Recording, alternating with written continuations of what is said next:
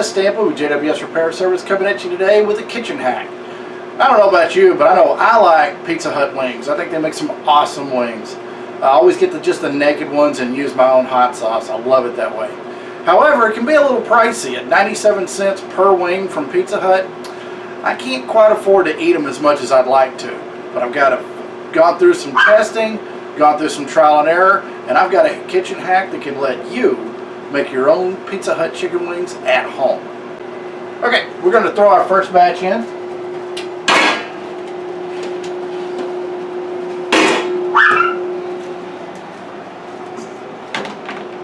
Now, the first package I cut up, I get 26 wings out of it. And it was $9. I'm going to show you how to cut these up. But my oil needs to be hot. I've got it at 350 degrees before I even start putting these in. And I'm going to show you the little trick that I discovered that makes it possible to do this.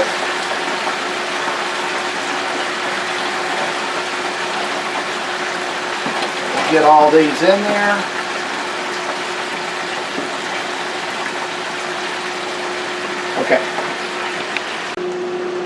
Okay, these are Tyson chicken wings. I get these at our local Walmart.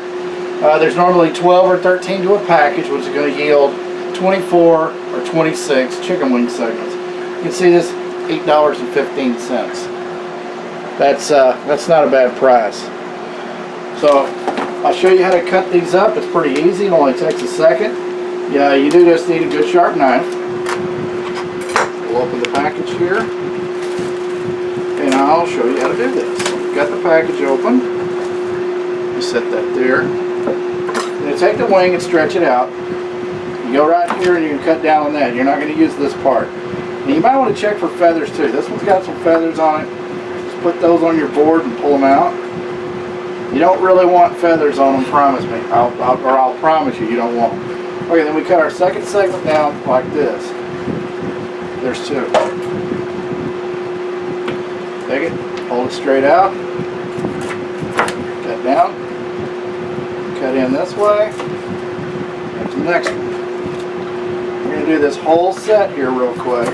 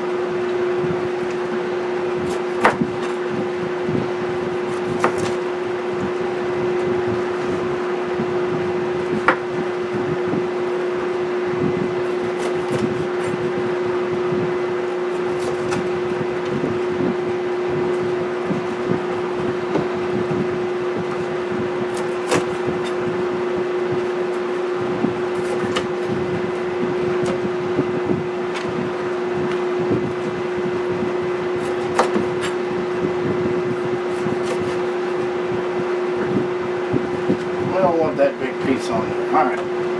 That's the whole package there. Okay, we've got all the wings cut up now into segments.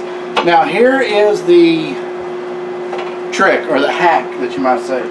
I found when I first started trying to cook these that I'd get my oil up to 350 degrees and I'd throw the wings in there, and because they were cold out of the refrigerator, it cooled my oil down so much that it took forever for them to cook.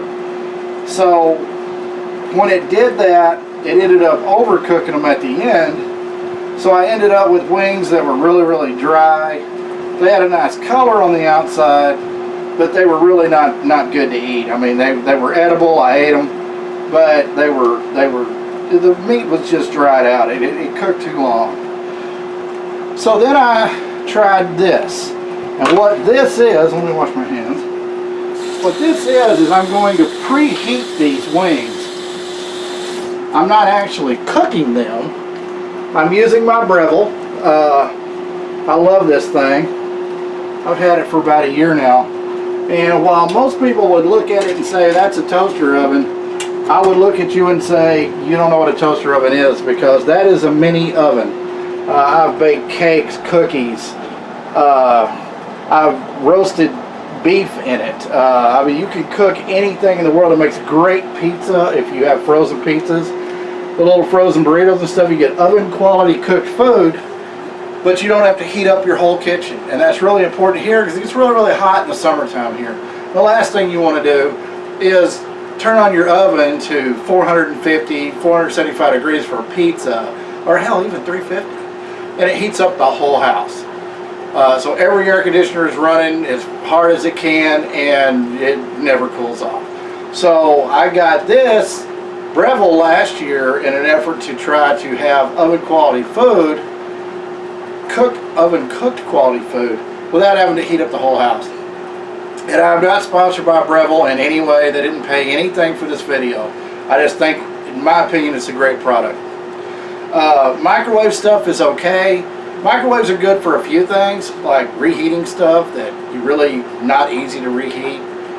But as far as for cooking with a microwave, I just don't like soggy, flimsy stuff. So I like to go with the Breville. Now what I'm using the Breville for in this case is I can set this at a warming temperature, which is 160 degrees. That's not warm enough to cook them. But what I do is I'll leave those in there for 20 minutes. And when they come out, they'll be warm. That way when I put them in the 350 degree oil, it doesn't drop the temperature that much. So my wings cook faster, and I end up with a better, nice moist wing with a crunchy outside. And that's what we're looking for, is a nice golden brown, crunchy outside. These wings are not breaded. Pizza Hut does not bread their wings either, unless you get the breaded boneless wings. I don't like the breaded ones. I like the traditional non-breaded but fried, deep fried wings, and this is how we're going to make them. Okay, our first batch is ready. We're going to go ahead and pull these out. They've been cooking for about 20 minutes, and you'll see they have a nice golden brown color. Now the oil that I'm using, you can use whatever oil you want.